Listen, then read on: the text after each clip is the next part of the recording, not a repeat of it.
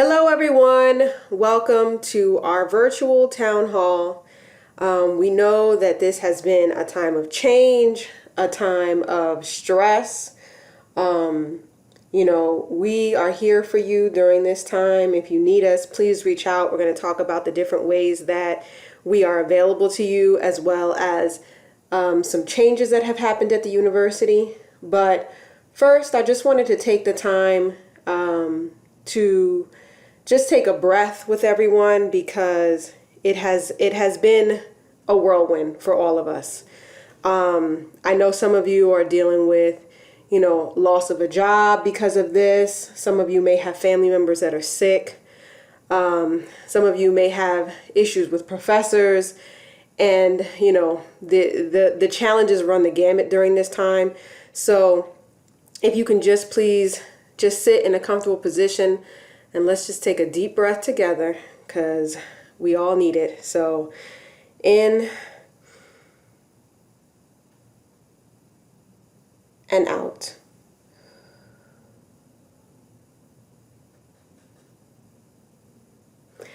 I don't know about you, but I always feel better after a deep breath. So let's get into the virtual town hall for today.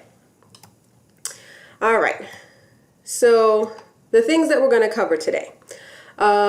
First, we're going to talk about remote meetings, how you can access your EOF counselor. I'm going to go over some reminders, some important dates. We're going to talk about the pass no credit option, which a lot of you have had questions about. Summer registration and funding, which is the next thing on our list for this term. Graduating seniors and resource spotlight. So let's get into it.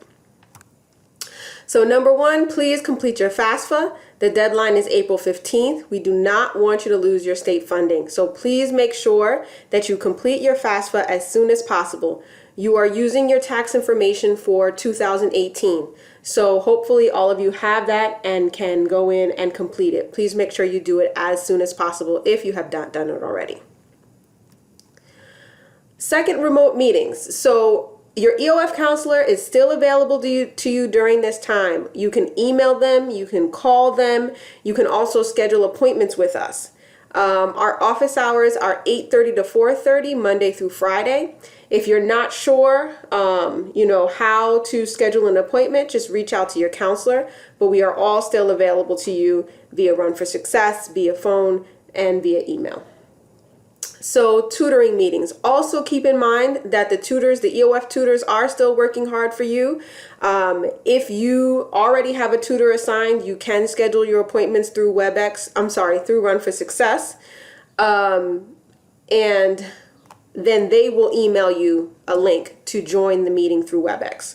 A lot of your professors are already using WebEx in order to conduct their classes, but it's basically a video software that you can utilize through Rutgers. So again, if you have a tutor already, you can schedule your appointments just as if you have been through Run for Success or the Navigate app. Both of those will work, and then your tutor will email you the WebEx link in order to join the meeting. If you do not have a tutor and you need a tutor, EOF does provide tutoring for math up to Calculus 1, English up to 102, English 102, financial accounting, introduction to financial accounting, and also concepts in biology. So if you need tutoring in any of those areas, please reach out to your counselor and we can set you up with an EOF tutor. So important dates. So fall registration is coming up. We have the fall schedule is going to be available on April 6th. So for those of you that are trying to plan out and make sure that you know everything that you need to know before registration, you want to make sure you log on April 6th and see what's available to you. If you have any questions in reference to what classes to take, this is the time to reach out to your major advisor, your minor advisor, your EOF counselor, so that you can make sure that you understand what classes you are getting ready to register for the fall. So the registration access begins on April 16th. Now, it begins on April 16th, but depending on how many credits you have, that will determine the actual day that you register. So some people will be registering on the 16th, some people will be registering on the 17th, 18th, 19th, 20th. It's going to go all through the 24th. So you just want to make sure that the date that it says that you have access to WebReg in order to register, you are there prepared with your classes and ready to register. You want to utilize Course Schedule Planner, you want to utilize the schedule of classes, and you want to utilize web registration in order to, select your classes and then actually register. So if you have questions about that, make sure you reach out to us. There is going to be a link in the video description that will give you the different days and the credit thresholds that you need in order to register on that specific day. So check the link in the video description for your specific day to register. Also keep in mind, the withdrawal deadline has been extended to April 10th. So if you are not doing well in a class and you think you might have to withdraw from the class, then you have until April 10th to do that. Also, another thing to keep in mind if you're not doing well is the pass no credit option, which I'm going to go over right now. So what is the pass no credit? I know a lot of you have had questions about this.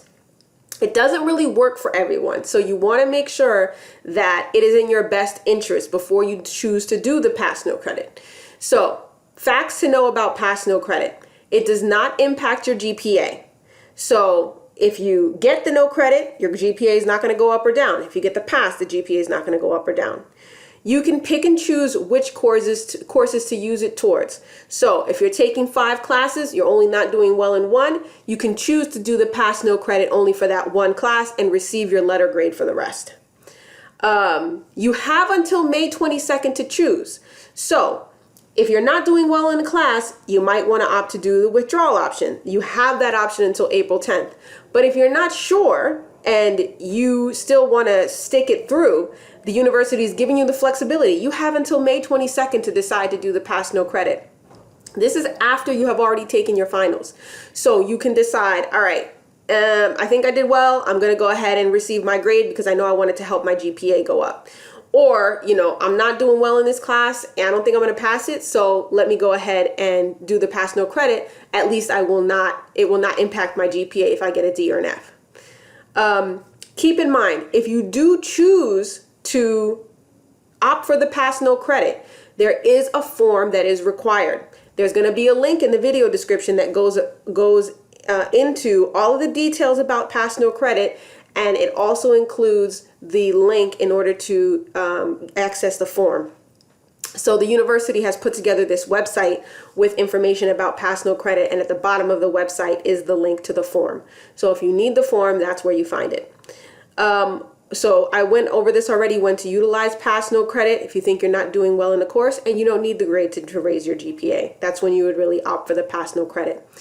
When to consult with your counselor. So every situation is a little different, but these are the general guidelines when you think, I'm not really sure if the pass no credit is going to be a good fit for me. Number one, if you're trying to get into a restricted major or program, and they might require, let's say, a B in a class in order to get into the program, then a pass is not going to cut it because they require a B. They don't require a pass. So if you're trying to get into a class that has a restricted guidelines, you want to make sure you get your grade for that class. If you're doing well. If you're not doing well, then this is when you want to talk to your counselor and figure out, all right, let me see if I should do this pass no credit. The other thing is, if you are on probation or if you're on a SAP plan, they might require you to get a C and to get an actual grade for the class. So even though, like, let's say you think you might pass a class, you want to just get a C because you think well, let me correct myself. You think you're going to get a C in a class, right? The C is it might not be boosting your GPA so much, and so you think, all right, well, let me get the pass. Well, if you're on probation or a SAP plan, they might be requiring a C or better in a class in order for you to get through that probation plan or your SAP plan. And so these are things that you want to consult with your counselor about. If you're repeating a course, so if you're repeating a course that you got a D or an F in, and then you might pass with a C, let's say, then you don't want to really do the pass no credit because the C is going to replace the D or the F in the GPA. If you opted for the pass no credit and you get a pass, then it's not going to replace the D or an F. So your GPA is actually going to be worse off because it's not going to recalculate your GPA. If you're applying to graduate school, they might question the pass no credit. Granted, these are, very interesting times, very different times. You will be able to explain in a graduate application why you chose to do the pass no credit because of this specific situation. But you just want to consult with people in the field to see, whether you think that a pass no credit would work for the specific course that you're trying to take it for. So again, any of these things, if they are applicable to you, they should raise a red flag in your head, and you should consult with a counselor before you move on and do a pass no credit. But generally, the pass no credit is for students who are not doing well in a class. You think you might get a D or an F in the class. So, summer session, a lot of people have had questions about this. The link is now available to apply for summer funding through financial aid. So you can access that, and an email went out earlier this week, I believe, about the summer funding application with the link to apply. Now, that application is due April 24th. So you want to make sure that you are registered for the course and that you apply for summer funding through EOF by April 24th.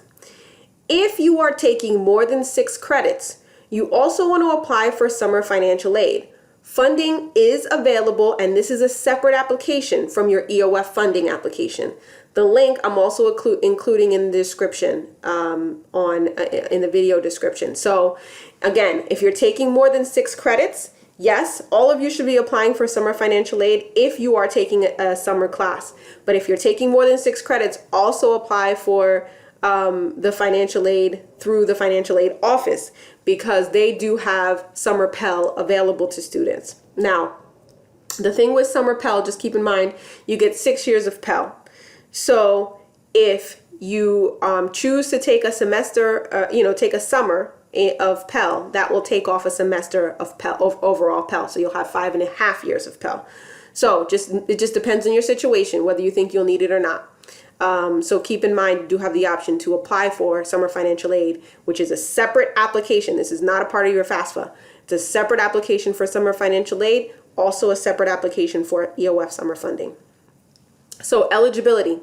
You must be eligible for EOF in spring 20 and fall 20 in order to be eligible for summer funding. So just keep in mind, you have to be eligible both semesters. There is a funding priority for graduating seniors. So if you're graduating in August, we will fund you 100% of your courses. For all other students, you will get a portion of the tuition, and that portion will be determined prior to the start of the class. We don't know what it's going to be at this point, but you will have a portion of the tuition covered. Courses must be taken at Rutgers University, so you cannot take courses outside of the university. And you have to be registered for the course in order to be approved. If you're not registered, we cannot approve your application. So keep that in mind. Graduating. So my heart goes out to all the graduating seniors, because, we're not going to be able to see you cross that stage. And I know that's hurtful for a lot of people. And so we have a way of celebrating you. We want to highlight you on our Instagram page. At least we can highlight you as a community online.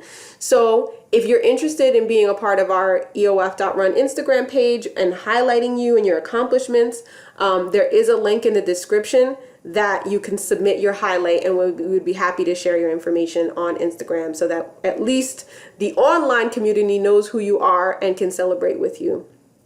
The other thing is that all the seniors received an EOF senior questionnaire. If you have seen that questionnaire, make sure you answer it. We need that information in order to report to the state. So please make sure you answer that questionnaire in reference to what your plans are for graduation. So employment. We have some positions available. Our Academic Scholars Institute, which is our institute for our incoming first year students, we are still hiring for tutors in math and English, peer counselors, and office assistants. So you'll be able to check the view for the link for that in our video description. So if you're interested in applying for any of those positions, that information will be there. So tech resources. I know this has been a challenge for everyone, trying to make sure you have your technology that you need to do your classes. And so we want to make sure that you're aware of different information that the university has put out in reference to technology. So number one, there's free internet hotspots that are available to you through a number of different subscribers. So if you are interested in that, if you need, information, if you're having an issue with one subscriber, you want to try a different one, there's about like 5 or 6 different ones on the website. So make sure you check that out. The link for all of this information is also in the video description. Also, there's information on that website about the free software that's available to you. For example, Microsoft Office is one of those things. So if you want to download Microsoft Office, it is free for all Rutgers students. Also, it talks about LinkedIn Learning. So if you want to learn how to utilize Microsoft Office, or if you want to learn how to utilize Excel or any of those things, you can learn how to utilize them for free through LinkedIn Learning. We also want to let you know that there is Adobe Creative Cloud that's available to all students before May 31st. So if you need, for example, like Photoshop to do, some of your graphic design classes or whatever the case may be, you will have access to that for free until May 31st. So check that out if you are interested in utilizing Adobe Creative Cloud. So the town hall questionnaire, in order to get credit for attending today's virtual town hall, we will have the questionnaire in the video description. It's a short questionnaire just going over the information that we presented today. And so if you have any questions, please reach out to your EOF counselor. Otherwise, please make sure that you complete that questionnaire, because without that, we will not know that you watched the video. So make sure that you go ahead and complete that questionnaire. So EOF, I hope that all of you are as well as you can be in this situation. I hope that this town hall, gave you some additional information about all the changes that are going on and provided you with some additional resources. Again, I can't stress this enough. We don't know what you're challenged with. We don't know how we can help you until you reach out to us. So please make sure that you're reaching out to your counselors, keeping communication. We are still available to you. And so stay safe, everybody. Until next time.